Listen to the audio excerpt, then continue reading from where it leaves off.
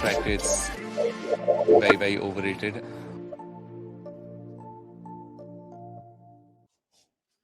Hello and welcome back to Strike Rate, the Cricket Analytics podcast with me, Jack Hope, and Dan Weston. It's time for your questions, and we got a bunch in. So a big thank you to everyone that contacted us on Twitter, on Substack, on LinkedIn, by post.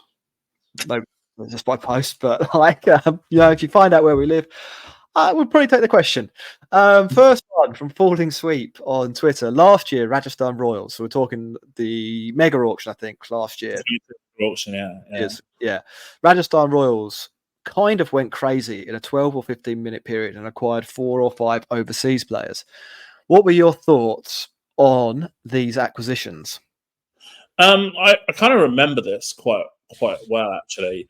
I realised that they'd put themselves in a position where they really didn't have a lot of money left to fill quite a lot of overseas spots. So what they did, it became something that I anticipated that they would do. Do I think it was a good planning strategy? No, probably not. They might argue differently. Personally, I felt that they just had to go and pick up players at the last minute because of the implications of the decisions that they made earlier in the auction. I think it's an interesting one with the whole dynamic of overseas players. And we talked about this in the previous episode, which you should go back and listen to. There is something to be said, I think. That their case was quite extreme, but I think there is something to be said, particularly in the IPL, for picking up at least 2 bargain basement overseas players, because they're relative to the good domestic players so much less valuable, but still extremely capable cricketers. Yes. Once you get to the 80th best Indian player in the draft, or in the auction, you're probably looking at someone quite significantly worse than a 1 crore option from West Indies who can fill a couple of roles. Would be my guess. We had a question as well from Erica Morris, who is on Twitter, and actually is worth a follow if you're into stats. 2 questions, so I'll ask the first then the second. Who is the best player you've ever drafted or bought in an auction, Dan? Oh, wow, that's like an incredible question. I don't know if I even could answer that because... Well, maybe, can I rephrase it slightly? Who is the player that you drafted that then went on to vindicate that decision most?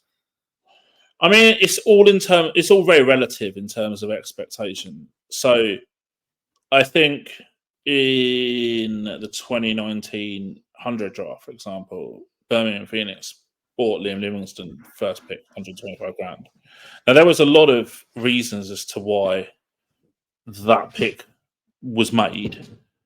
And I think it raised a fair few eyebrows at that point in time. But then he went out and got MVP in the first season. So that did kind of obviously vindicate that pick.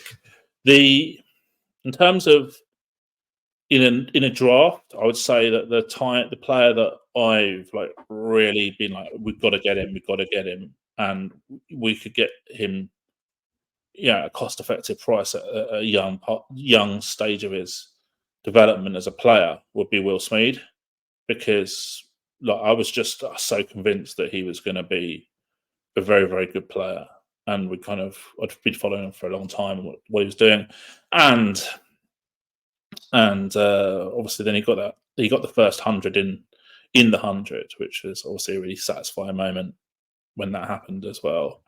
In terms of the IPL, I mean, actually, I can't really even take that much credit for this piece of recruitment, but I think 20 lakh on Jitesh Sharma probably doesn't get much better than that. A guy who you buy for base price, and he's playing for the national team within a year or 2. So that was a pretty good bit of business. In terms of the best value for money purchase ever, I actually did a bit of research because I knew this question was coming in advance. 10 years ago, almost to the day, Mumbai bought Jasprit Bumrah for 1.2 crore. Yeah, that's pretty good. That is pretty good. So thanks, Erica, for your question or questions. The second part of that was about value for money, and so I think you picked that That's up. the one that's the value for money, but yeah. Yeah, in your answer there. So Suhas on Twitter says, "Does recency bias play a part during recruitment through drafts and auction?" I'm guessing the answer to this is yes. Yeah. Yeah, we're in the year 2024 and still, leagues have been going on for a long time now. Yeah, recency bias still plays a massive part in recruitment. Stuff like World Cup performances will influence, say, IPL auction. Performances against India will also have a big influence, and also like some teams seem to always have like a series against India about 2 weeks before the auction starts, which is always an interesting one. It gets a few players noticed, that's for sure. I've got a bit of a theory on this as well. I think that when we talk about cricket from a narrative point of view, form is something that we're obsessed with in a way that we aren't so obsessed in other sports, where I think people are much more aware of the fact that good games, and maybe not more aware of, but the actual narrative device form doesn't come into things, and players have good games and bad games, and they're kind of at random, and people just sort of accept that. Yeah. In cricket, we're obsessed with that batter's in form, that batter isn't in form, and so I think people see somebody do well, they think that player is in form, and therefore they think that they will continue to do well, but that isn't how these things work. No, so if you a player who's done well in like the month before the IPL auction, there's probably a pretty high chance you're not getting a good deal. Yeah. Cricket on your screen on Twitter says, since being on the Phoenix draft table, how have draft tactics been utilized by coaches who were majorly part of auctions previously? So I think that's a question of like, what's the different dynamic there, and do coaches who have experience in an auction apply that to a draft in a way that might not be fully as applicable? I think the majority of 100 coaches have done auctions and drafts, so I think they've got experience in both environments. And certainly, I would say that they're quite aware of the mini draft dynamics in terms of it being similar to mini auctions, when you might have to overpay a little bit for a certain skill set because of the scarcity of resources. So yeah, no, I don't think there's any problems in that area at all. Actually, I think that the coaches are pretty aware. Rye Jones on Twitter says, one of my favourite auction memories was you at the IPL table gesturing no to bidding for Moises Henriques late in the auction. How difficult is the dynamic of auction and drafts when different people at the table want different players? Wow, I didn't actually realise that that was also obvious. But look, I think that this is a really good example, actually, of why you plan in advance for stuff, like why you've got depth charts and things like that. So then you can, there might be a bit of miscommunication, but you can quickly nip that in the bud with quick shove of the laptop screen in front of someone's face or something like that. It's different people around the table by this point shouldn't want different players, because this should all have been ironed out in advance. Whether that actually does happen or not is certainly a different question. Personally, I'd be pretty disappointed in a scenario where if that happened regularly with the team that I was involved in. It has happened, and maybe in my position, someone who's got pretty strong feelings about a certain player or a certain role, and perhaps sometimes lack clout in terms of decision making, would say that maybe you have to pick your battles a little bit sometimes. You might have to let someone get something to get what you want, what you perceive to be more important, if that makes sense. Have you ever... Memory, sorry, the Henriques thing, I think was quite towards the end of the auction. I think we'd had another player in mind, I think, at that point. Have you ever heard of the concept of crew resource management in aviation? No. I certainly haven't. So, in a plane's cockpit, there's basically a set of procedures and training that are in place for situations where human error could have a devastating effect, and crew resource management is used for improving safety, and it focuses on the communication between the captain, the co-pilot, and the flight engineer if you've got one, or the training pilot if there is a training pilot on board. Who's in charge and who is ultimately the person that makes the decision. Yeah. So if something goes wrong, you know what everyone's job is. Like, that person will check this, that person will fly the plane, that person makes the decision about what the next course of action is. And there are a couple of examples. I mean, like the Air France plane that crashed into the sea between Brazil and Paris. This was an example of where it broke down and the wrong person was flying the plane and wasn't explaining what they were doing. Before, it's a little bit of a long-winded way to get to the question, but it was important that we understood where it was. Before you get to an auction or a draft, do you have a discussion about that with the coach or the owner or whatever, so that you know what the process is, what the crew resource management process is on that table or in that auction? Or is it a little bit more of a free-for-all, a little bit more of an art?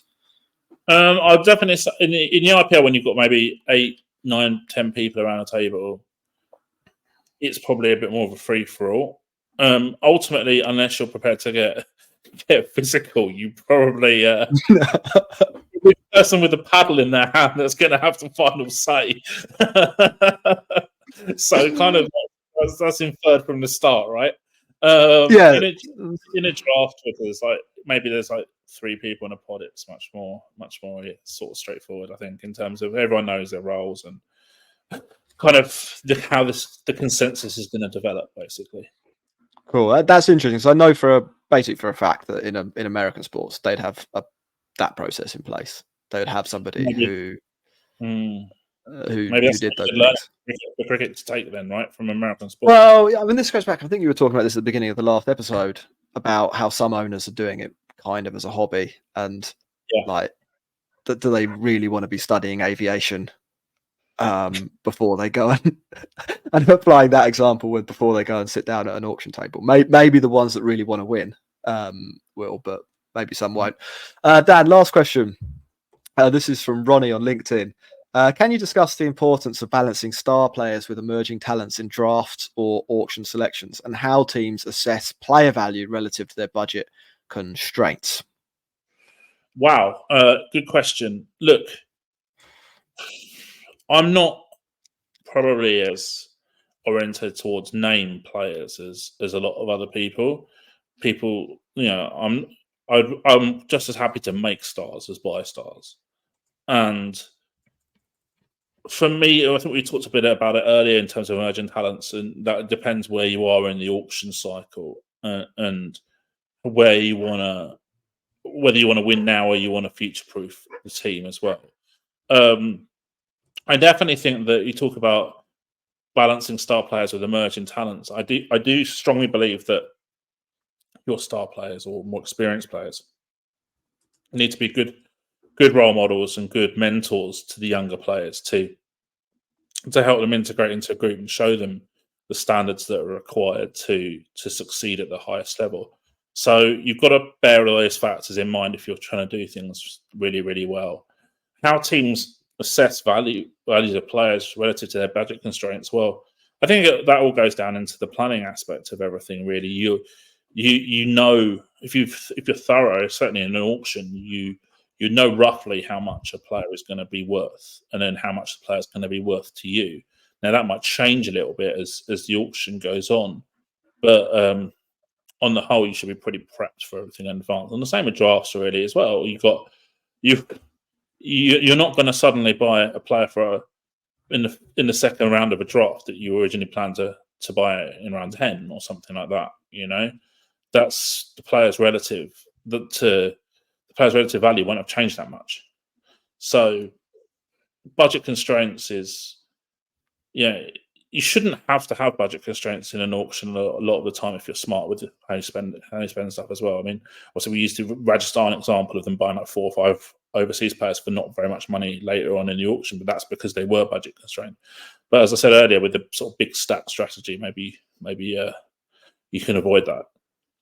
Dan, I've got 2 more questions for you, Go for it. which weren't from listeners, but I'm paraphrasing one that I did see. It's a hypothetical. So if you had 30 seconds to make a draft pick for a batter, Mhm. which metric, you can have one metric here. Which metric are you using? Oh, that's One harsh, man. metric. One Oh. metric. You can rank all the players in the world, but this is the thing that you're going to rely on. What's your weapon of choice? T20. Yeah, in T20. Yeah. I'll go boundary percent, but I hate picking one metric. No, I'm just it's a hypothetical. I know that. No, at the end of the Put day, that 85% of T20 games are won by the team that hit more boundaries than the other team in percentage wise. And bowling, same question. Is it boundary prevention, or you're going to take Exactly, wickets yeah. or something like that? Just kind of boundary prevention and 2s and 3s prevention and stuff like that. Yeah, all that sort of the 2+ prevention, if that makes sense. Yeah, it does. Dan, it's been a pleasure as always. People can find Strike Rate the Cricket Podcast on YouTube. They can find it on Apple. They can find it on iTunes. You can find them in all those places. Subscribe on all of those places, please. We release shows every Tuesday. We take questions for the next topic, and we post that up on Twitter. You can find Dan's Twitter at SA Advantage or mine at JackHope0. We haven't decided next week's topic. We should, in future, Dan, remember to do that so that we can prompt people to ask questions on a certain topic, or at least think about them.